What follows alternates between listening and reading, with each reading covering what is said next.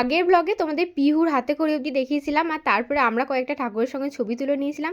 তখনও কিন্তু ঠাকুরের যজ্ঞ হওয়া বাকি ছিল, কিন্তু আমাদের তো বাড়িতে এসে রান্না করার ছিল, সেই জন্য আমরা তাড়াতাড়ি বাড়ি চলে এসেছিলাম।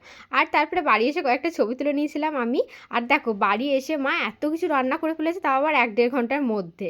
কী কী আছে তোমরা দেখে নিলে। একটা ছ্যাঁচড়া টাইপের আছে শাক দিয়ে, তার সঙ্গে বাঁধাকপির তরকারি আছে, আমার ফেভারিট তিল দিয়ে পেঁয়াজ ভাজা আছে, আর আছে মাছের টক, আর তার সঙ্গে আছে মাছের ঝাল, তাও আবার পেঁয়াজ কলি দিয়ে। আমাদের সরস্বতী পুজোর পরের দিন সিজনও বলে একটা রিচুয়ালস আছে, যেখানে বাড়ির বড়রা সবাই ঠান্ডা খাবার খায়, কোনো গরম খাবার খায় না। এই যেমন ধরো আগের দিন রাত থেকে সব কিছু রান্না করে রাখা হয়, আর পরের দিন সারাদিন ওই খাবারগুলো খাওয়া হয়, কোনো রকম গরম খাবার কিন্তু খাওয়া হয় না।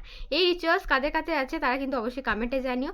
তারপর একটু ঘুমিয়ে নিয়েছিলাম, আর সন্ধ্যেবেলায় খেয়েছিলাম একটু আলু কাটার ফুচকা।